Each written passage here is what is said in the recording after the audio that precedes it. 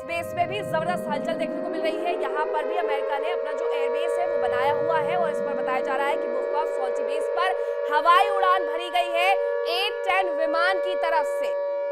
अब टैंक को नष्ट करने में ये कारगर होता है A-10 विमान, लेकिन इसने अगर उड़ान भरी है तो अब ये कहां तबाही लेकर के आने वाला है, या सिर्फ और सिर्फ ये ईरान को डराने के लिए एक स्ट्रेटेजिक मूवमेंट है जो कि अपनाया गया है यूएस की तरफ से।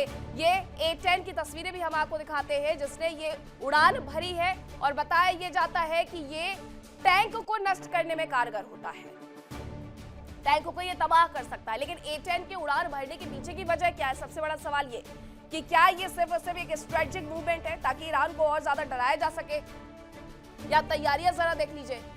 हालांकि ये जॉर्डन यूएस एयरफोर्स इस पर लिखा हुआ है, ये A-10 है और इसकी तस्वीरें जॉर्डन से आई है।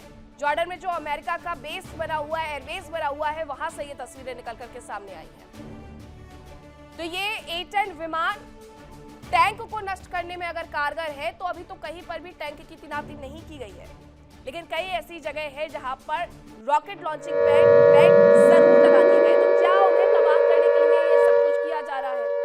अब बड़ी खबर यह है कि ईरान के खिलाफ अमेरिका की एक बहुत बड़ी तैयारी नजर आती है। अब तक बड़ी तैयारी के तौर पर B-52 बम्बर में परमाणु हथियार लगाएगा, ये जानकारी मिल रही है। न्यूक्लियर मिसाइल से लैस करेगा ये बॉम्बर, ये भी बताया जा रहा है। मिनटमैन 3 पर न्यूक्लियर वॉरहेड लगाए जाएंगे, ये तक बताया जा रहा है। ईरान के खिलाफ अमेरिका की जो तैयारी है वो सुपर से भी ऊपर नजर आती है, क्योंकि वो बार बार हर दिन कुछ ना कुछ दिलचस्प मोड़ लेकर के आ रहा है। ईरान को सिर्फ घेर नहीं रहा है बल्कि ईरान के आसपास आप ये समझ लीजिए कि जिस तरीके से ये जखीरा बढ़ाया जा रहा है हथियारों का, उसे घेर करके, यानी सीधा सा मतलब ये है कि अमेरिका अपने पूरी स्ट्रेटजी बना करके ईरान को घुटनों पर ला करके ही रहेगा। और अगर ऐसा नहीं होता है तो घेर तो चुका है ईरान, और ईरान का खत्म होना बिल्कुल गलत नहीं होगा ये कहना, बिल्कुल ये हो सकता है, कभी भी हो सकता है। जिस दिन अमेरिका इस वॉर में आगे बढ़ गया उस दिन ये हो जाएगा, क्योंकि ईरान की स्थिति बहुत ज्यादा अच्छी नहीं है। बहुत ज्यादा बुरी तो नहीं कहूंगी, लेकिन बहुत ज्यादा अच्छी तो बिल्कुल भी नहीं है, क्योंकि अमेरिका की तैयारी बहुत आगे की है। उसने लगभग 8 से 10 देशों में अपने नेवी को, अपने एयरफोर्स को न केवल तैनात कर दिया है बल्कि वहां पर लगातार सैन्य बेड़े तक वो भेज रहा है। लेकिन ईरान अपने घर के अंदर तैयारियां मजबूत कर रहा है। उसका ये भी कहना है कि इस बार हम रक्षात्मक नहीं होंगे, इस बार हम पूरी तरीके से मुंहतोड़ जवाब देंगे। लेकिन होगा कैसे जब B-52 बॉम्बर में परमाणु हथियार लगाने की बात की जा रही है अमेरिका की तरफ से, मिनटमैन 3 पर न्यूक्लियर वॉरहेड लगाने की बात की जा रही है अमेरिका की तरफ से, उसके जो A-10 विमान है वो उड़ान भरते हुए देखे जा रहे हैं अमेरिका के। तो अब ऐसे में आखिरकार ईरान का कदम क्या होगा, क्या करेगा वो, देखिए।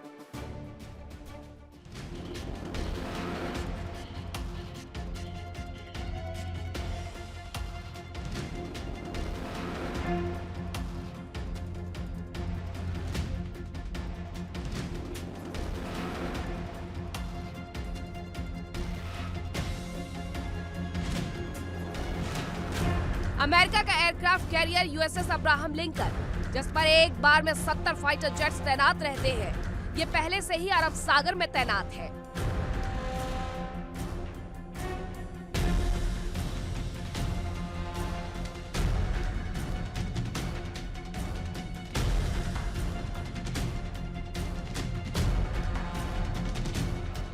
USS Gerald R Ford aircraft carrier, जिस पर एक बार में करीब 90 फाइटर जेट्स की तैनाती तक की जा सकती है, इससे अरब सागर पहुंचने के आदेश जारी हो चुके हैं और फिलहाल ये कैरेबियन सी में तैनात है।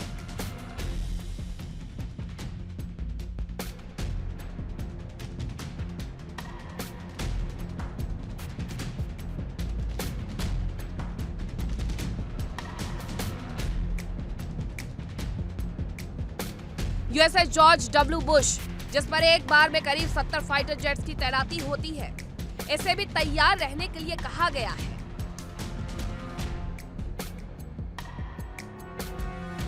यानी एक साथ करीब 230 फाइटर जेट्स की तैयारी। इसके अलावा सबमरीन, डिस्ट्रॉयर और दूसरे जहाज भी अलर्ट हैं।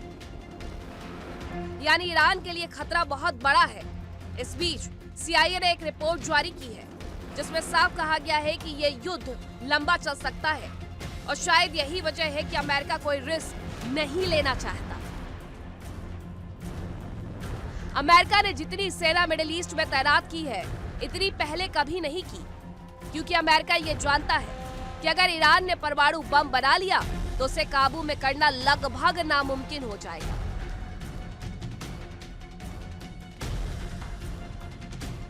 बताया जा रहा है कि पेंटागन ने ईरान पर हमले का ब्लूप्रिंट भी तैयार कर लिया है, जिसके पहले चरण में ईरान के परमाणु ठिकानों पर समंदर से टॉमहॉक मिसाइलें दागी जा सकती है, जिससे परमाणु संवर्धन केंद्रों का ऊपरी हिस्सा ध्वस्त हो सकता है।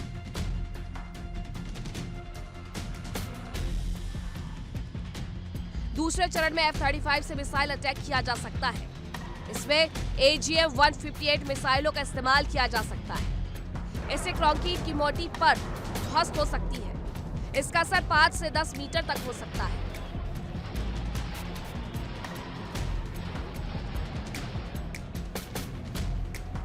तीसरे चरण में बॉम्बर से बंकर बस्टर बम गिराए जा सकते हैं।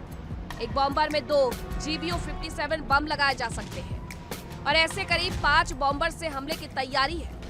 ये सभी हमले एक ही जगह पर किए जाने हैं, जिससे जमीन के अंदर करीब 75 मीटर तक प्रभाव पड़ने की आशंका है।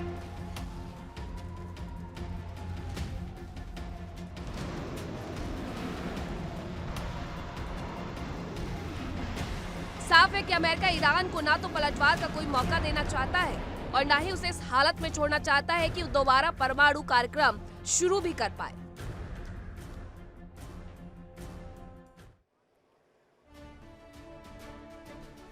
तो अभी तक कहा यह जा रहा था कि 1 महीने का वक्त दिया जा रहा है, लेकिन अब ईरान पर हमले को लेकर के खबर यह है कि रूस ने ईरान पर हमले का संकेत दिया है। रूस ने यह बताया कि ईरान पर कभी भी अमेरिका की तरफ से हमला किया जा सकता है। हमले की संभावना से इनकार नहीं किया जा सकता, रूस ये भी कह रहा है। रूस के उप विदेश मंत्री सर्गेई रियाबकोव ने आगाह कर दिया है। उसका यह कहना है कि ईरान पर कभी भी अमेरिका हमला कर सकता है और हमले की संभावना से इनकार नहीं किया जा सकता। ये उप विदेश मंत्री हैं सर्गेई रियाबकोव, उनकी तरफ से यह आगाह किया गया है। उनका यह कहना है कि हमले की संभावना खत्म नहीं हुई है, यह हमला कभी भी हो सकता है। हालांकि अमेरिका यह कह रहा है कि वो 1 महीने का वक्त देगा, लेकिन ये अमेरिका है, ये अमेरिका के राष्ट्रपति हैं, जो कब मुकर जाए उन्हें खुद भी पता नहीं होता है। तो ऐसे में ईरान की तरफ से जो आगाह किया गया है, क्या ये सच में एक ऐसा मोड़ है, एक ऐसा वक्त है जब ईरान पर हमला हो सकता है? हालांकि वो ये भी कह रहे हैं कि संभावना से इनकार नहीं किया जा सकता है कि कभी भी हमला हो सकता है। वक्त और तारीख वो भी नहीं बता रहे हैं, लेकिन वो ये जरूर कह रहे हैं कि हमला होगा और अमेरिका ये हमला जरूर से करेगा। और अगर ये हमला हुआ तो सीधी सी बात है कि ईरान को एक बहुत बड़ा नुकसान उठाना पड़ेगा। अब रूस अगर हमले को लेकर के बयान दे रहा है तो उसके बारे में बहुत ज्यादा अहम हो जाते हैं। वो इसलिए क्योंकि ट्रंप का डबल स्ट्राइक प्लान तकरीबन बन चुका है, और वो क्या है वो मैं आपको बताती हूँ। यूएस अपना नौसैनिक तैनाती लगातार बढ़ाते जा रहा है। पहले से यूएसएस अब्राहम लिंकन तैनात था, अब आगे एक बार फिर से दूसरा बेड़ा यूएसएस जॉर्ज H.W. बुश बढ़ रहा है और अभी अमेरिकी पूर्वी तट पर यह ट्रेनिंग भी कर रहा है। अमेरिकी नौसेना का जो न्यूक्लियर पावर्ड सुपर कैरियर है और दुश्मनों के लिए एक चलता फिरता एयरबेस है, और ये 1 साल बाद पहली बार क्षेत्र में 2 अमेरिकी कैरियर मौजूद है। ईरान पर कभी भी हमला मिडिल ईस्ट हाई अलर्ट पर नजर आ रहा है। इसी वजह से अब यूएसएस अब्राहम लिंकन के बारे में जरा जानिए कि किस तरीके से ये खामोश शिकारी है। यूएसएस अब्राहम लिंकन ने ट्रैकर्स बंद कर दिए हैं, और ये ट्रैकर्स कभी भी बंद कर सकता है, अपनी लोकेशन को छिपा सकता है, और ट्रैकर्स बंद ही इसलिए किए जाते हैं ताकि उसके लोकेशन को कोई भी ट्रेस न कर पाए। समंदर के अंदर जो मूवमेंट होती है उसको लेकर के अमेरिका की रणनीति क्या है वो जरा जानिए। अमेरिकी रणनीति ये है कि speed, silence, electronic warfare, satcom क्षेत्र में 10 अमेरिकी युद्धपोत तैनात है, जो कभी भी ईरान को उसका सही जगह दिखा सकते हैं। इसलिए सही जगह दिखा सकते हैं क्योंकि ये अमेरिका का कहना है, या तो झुक जाओ और अगर नहीं झुकोगे तो फिर लड़ने आ जाओ।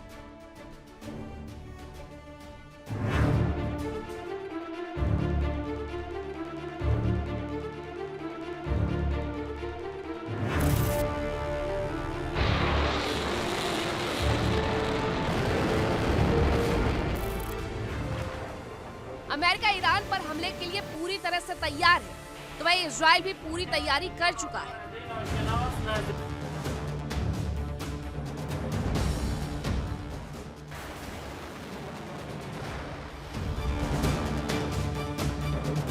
खबरों के अनुसार नेतन्याहू ने जो ब्लूप्रिंट अमेरिका को सौंपा, उसके मुताबिक पहले इजराइल हमला कर सकता है और अमेरिका सहयोगी की भूमिका में रह सकता है।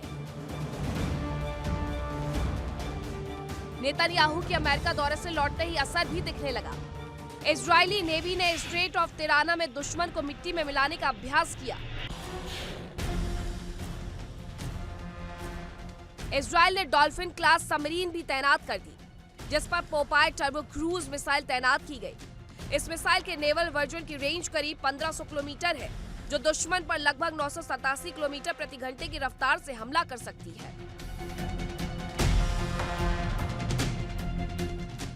इस बार इजराइल ईरान को कोई मौका नहीं देना चाहता है और यही वजह है कि इजराइल ने ईरान पर डबल अटैक करने का प्लान बनाया है। इसके तहत एक ओर तो एयर स्ट्राइक की जाएगी और दूसरी ओर समंदर से हमले किए जाएंगे।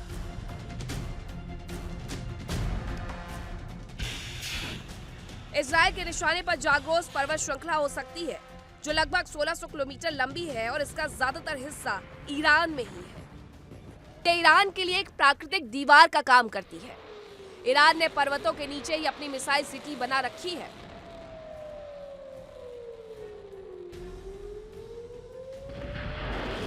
इजराइल की रणनीति है कि एक ओर से ईरान की मिसाइलों को तबाह करना और दूसरी ओर ईरान को पलटवार से रोकना।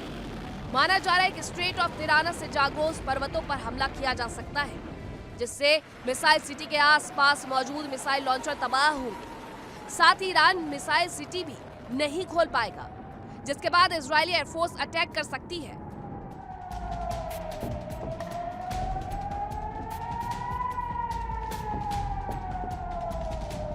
इजराइल के एक ओर भूमध्य सागर है, जबकि दूसरी ओर यह अकाबा की खाड़ी से लाल सागर से जुड़ता है और यही स्ट्रेट ऑफ तिराना मौजूद है।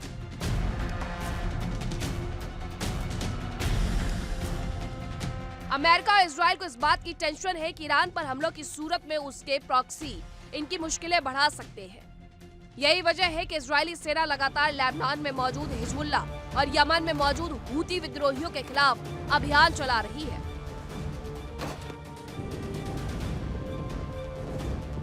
इजरायली सेना के अभियान में हिजबुल्ला के कई वरिष्ठ कमांडर्स मारे भी गए हैं, जबकि गाजा में मौजूद हमास पर भी हमले किए जा रहे हैं। लेबनान में हमलों की इंटेंसिटी और फ्रीक्वेंसी देखकर अंदाजा लगाया जा सकता है कि इजरायली सेना प्रॉक्सी संगठनों पर लगाम लगाने के लिए कितनी शिद्दत से जुटी है। फिलहाल अमेरिका और इजराइल की तैयारियां लगभग पूरी है, जो किसी भी वक्त ईरान पर हमले के लिए कूच कर सकती है। Bureau report, India daily. देखिए इंडिया डेली 24/7 अब आपकी स्मार्ट टीवी पर। इंडिया डेली मौजूद है सभी डिजिटल प्लेटफॉर्म पर लाइव और लगातार। इंडिया डेली 24/7 हर दिन राष्ट्र को समर्पित।